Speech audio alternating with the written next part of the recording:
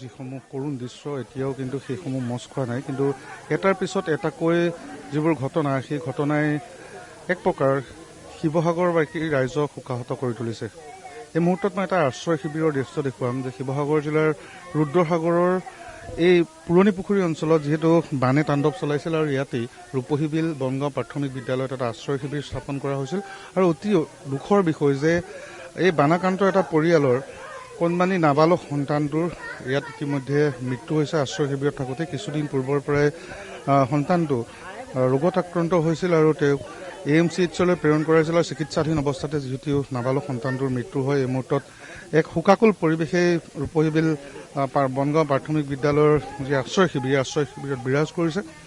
আৰু এইদৰে প্ৰকৃততে আমি বাৰে বাৰে উল্লেখ কৰি আহিছিলোঁ, প্ৰথম দিনটোৰ পৰা আমি উল্লেখ কৰি আহিছিলোঁ যে যি বানে যি তাণ্ডৱ চলালে, বানে তাণ্ডৱ চলোৱাৰ পিছত সেই অঞ্চলসমূহত স্বাস্থ্যজনিত সমস্যাৰ সৃষ্টি হ'ব পাৰে আৰু আমি উল্লেখ কৰি অহা কথাবোৰ ইতিমধ্যে এক প্ৰকাৰ প্ৰমাণিত হ'বলৈ আৰম্ভ কৰিছে। সন্তানটোৰ পিতৃ মোৰ সৈতে আছে, মই আপোনাৰ ওচৰলৈ আহিছোঁ। আপোনালোক কোনটো দিনৰ পৰা ইয়াত আশ্ৰয় শিবিৰত আছে? আমি 19 তাৰিখৰ দিনা আমাৰ সকলোৰে ঘৰত পানী সোমোৱাত আমি 20 তাৰিখে আহিলোঁ ইয়ালৈ, কিছুমান 21 তাৰিখেও আহিছে। তাৰপৰা 20 তাৰিখৰ পৰা ইয়াত আছোঁ। তাৰপৰা আমাৰ আগষ্ট 14 তাৰিখৰ দিনা খুব জ্বৰ হ'ল। জ্বৰ হোৱাত আমি মানে আশ্ৰয় শিবিৰত থাকোঁতেই জ্বৰ হ'ল। জ্বৰ হোৱাত আমি জয়সাগৰত দেখালোঁ, তাৰপৰা ইমাৰ্জেঞ্চি দেখালোঁ। দেখুৱাত তাৰপৰা এনেকৈ মেডিচিন দিয়াৰ পিছত আমি ঘৰলৈ লৈ আহিলোঁ। লৈ অহাত তাৰপৰা অলপ জ্বৰটো মানে মেডিচিন খাই অলপ ভাল পাইছিল যদিও 15 তাৰিখ থাকি 16 তাৰিখৰ দিনা আকৌ জ্বৰ হ'ল। জ্বৰ মানে বেছিকৈ জ্বৰ হোৱা, তাৰপৰা ডিচেণ্টৰি হ'ল।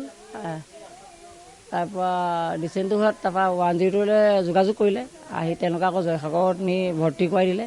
তাৰপিছত ডক্টৰে ক'লে মানে যিটো এবনৰ্মেল, সেইটো কাৰণে মানে তেওঁলোকে নাৰ্ভবিলাক অলপ মানে ল'ৰাটো অলপ কোচ হোৱা টাইপৰ।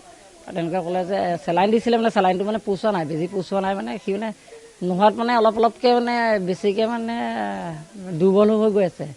তাৰপৰা ডক্টৰে ক'লে আমাক বোলে আপোনালোকে বোলে, তেওঁলোকে চেষ্টা কৰিছিল, তেওঁলোকে ক'লে যে আমাৰ ইয়াত ইমান উচ্চ শিক্ষা তেনেকুৱা সুবিধা নাই, আপোনালোকে যিমান পাৰে সোনকালে হয় এম্বুলেঞ্চৰ লগত যোগাযোগ কৰি থওক, যদিও নাপায় আপোনালোকে প্ৰাইভেট এম্বুলেঞ্চ এখন হ'লেও ভাড়া কৰি আপোনালোকে ডিব্ৰুগড়লৈ লৈ যাওক। বেছি দেৰি ইয়াত নাৰাখে, বেছি দেৰি ৰাখে 1 ঘণ্টা যদিও লেট হৈ যায় আপোনালোকে মানে বেবীটো বচাব নোৱাৰিব, তেনেকৈ ক'লে।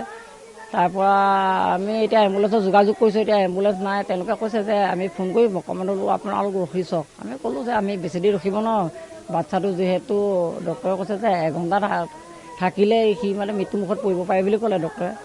তাৰপৰা সময় গগৈ দাদাই এই লগৰ এজনে যোগাযোগ কৰি দিলে, তেওঁ বোলে গাড়ী ভাড়াটো মই যিমান লাগে মই দি দিম, তোমালোকে যিমান পাৰে সোনকালে গাড়ী এখন ৰিজাৰ্ভ কৰি তোমালোকে লৈ যোৱা। তাৰপৰা ডিব্ৰুগড়ত এডমিট কৰালোঁ। এডমিট কৰাত আহোঁতে ভালেই সুস্থ ল'ৰাটো যেতিয়া আহে। তাৰপৰা ৰিলিজ দিলে আমাৰ 23 তাৰিখৰ দিনা ৰিলিজ দিলে। আমি 16 তাৰিখে ভৰ্তি দিছোঁ, 23 তাৰিখে ৰিলিজ দিলে। দিয়াত তেওঁলোকে কৈছিল যে তোমালোকে ল'ৰাটো যে যিহেতু মানে তেনেকুৱা বিকলাংগ, তেওঁলোকে ট্ৰিটমেণ্ট কৰিম বুলি কৈছিলে। ক'লে যে তোমালোকে MRI এটা কৰাই ল'বা। তাৰপৰা আমি কালি যোৱা কথা আছিলে MRI কাৰণে বুক কৰিবলৈ। তাৰপৰা আজি ৰাতিপুৱা দেখিছোঁ মাকে কিবা এটা খুৱাব লৈছিলে, দৰৱ খুৱাবৰ কাৰণে। তাৰপৰা দেখিছে বাচ্ছাটো নাই। আপোনাৰ নামটো কি? মোৰ নাম লক্ষীৰাম হাজৰিকা। কেইটা সন্তান? 2টা আছে, ভায়েক এটা আছে। কিবা বজাৰ চজাৰ কৰোঁ, এতিয়াতো এয়াহে অসুবিধা, কোনেও যাব মেলিব নোৱাৰি, চবফালে পানী, মানুহ নাই, ওলোৱা নাই। আমাৰ ঘৰটো অলপ ওলাইছে যদি বোকা একেবাৰে মানে আঁঠুৰ ওপৰত বোকা, মানে সোমাব নোৱাৰে ভিতৰত ইমান। যেতিয়া আশ্ৰয় শিবিৰত আপোনালোক আছিল, ইয়াত স্বাস্থ্য সেৱা বা স্বাস্থ্যৰ বিভাগৰ লোক ইয়ালৈ আহিছিল নে নাই? আহিছিল, তেতিয়া মানে জ্বৰ চৰ হোৱা নাছিল, যিটো সময়ত আহিছিল তেতিয়া আহি হোৱা নাছিল। চিকিৎসাবোৰ আমি পোৱা নাই, মানে যিদৰে চিকিৎসাবোৰ ইয়াতে আমাৰ এতিয়া চাবলৈ গ'লে এই শিবিৰতে আমাৰ 3গৰাকী আপোনাৰ মানে গৰ্ভৱতী মহিলা আছে। আমি যিখিনি চিকিৎসা পাব লাগিছিল তেনেকৈ পোৱা নাই মানে। আৰু কি হৈছে, আমি মানে ইয়াতে এই ৰূপহীবিল গাঁওখনত সকলো আমি দৰিদ্ৰ সীমাৰেখা তলৰ লোক। আজি 21 তাৰিখৰ পৰা আজি পৰ্যন্ত আমি আশ্ৰয় শিবিৰতে বাস কৰিবলগীয়া হৈছে।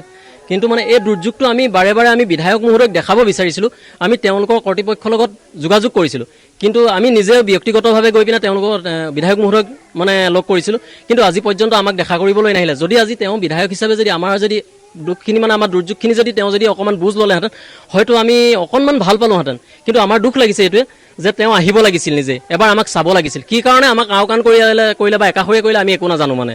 কিন্তু আমিও এতিয়াও আমি বিধায়ক মহোদয়ক আমি অনুৰোধ জনাইছোঁ, তেওঁ অনতিপলমে আহি আমাৰ এই ৰূপহীবিল গাঁওখনক যাতে এবাৰ দেখা দি যাতে আমাৰ এই গাঁওখনৰ মানে দুৰ্যোগৰ সময়ত যাতে আমাৰ পৰিস্থিতিখিনি বুজ লয়, তাকে আমি তেওঁৰ ওচৰত অনুৰোধ জনাইছোঁ। হয়, অত্যন্ত দুখৰ বিষয় যে বানে ইতিমধ্যে এই সকলো লোকক জুৰুলা কৰিলেই আৰু ইয়াৰ পিছত এতিয়া এই আশ্ৰয় শিবিৰবোৰত এনেধৰণৰ পৰিৱেশটো দেখুৱাইছোঁ। ক্ৰন্দনৰত মাতৃ ভাগি পৰিছে নিজৰ সন্তানক হেৰুৱাই, আৰু অসম্পাদিত ৰূপত আমি কিছুমান দৃশ্য আমি যিহেতু দেখুৱাব নোৱাৰোঁ দৰ্শকসকলক, কিন্তু শিৱসাগৰ আৰু চৰাইদেউ জিলাৰ যি বানৰ তাণ্ডৱ, সেই বানৰ তাণ্ডৱৰ দৃশ্যসমূহ আমি দেখুৱাই গৈছোঁ। কিদৰে পানীত হাঁহ নচৰা অৱস্থা হৈছে ৰাইজৰ, আৰু ইয়াৰ পিছতেই এনেবোৰ ছবি যে আশ্ৰয় শিবিৰত ইতিমধ্যে এটি কিশোৰৰ মৃত্যু হৈছে। নাবালক 11 বছৰ মাত্ৰ হৈছিল, আৰু নিবিড় হাজৰিকা নামৰ সেই নাবালক শিশুটোৰ আজি কিছুদিনৰ পৰা এটা ৰোগাক্ৰান্ত হৈ আছিল আৰু AMCHত চিকিৎসাধীন হৈ থকাৰ পিছত আজি এই আশ্ৰয় শিবিৰতে নিবিড় হাজৰিকাৰ মৃত্যুক সাৱটি লয়।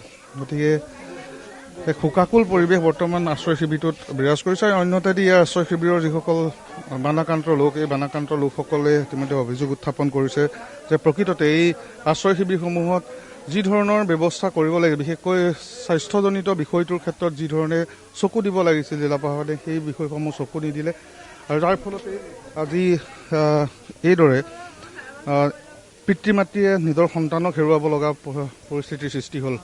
আৰু এয়া হ'ল শিৱসাগৰৰ পৰিৱেশ। প্ৰতিটো দুখৰ কৰুণ দৃশ্য আমি দেখুৱাই গৈছোঁ, আৰু বানৰ পিছত কি পৰিস্থিতি হৈ আছে সেয়াও আমি ইতিমধ্যে দৰ্শকসকলক দেখুৱাই গৈছোঁ। আৰু আজি এক অনাকাংক্ষিত খবৰ যে এই ৰূপহীবিল বনগাঁও প্ৰাথমিক বিদ্যালয়ত 11 বছৰীয়া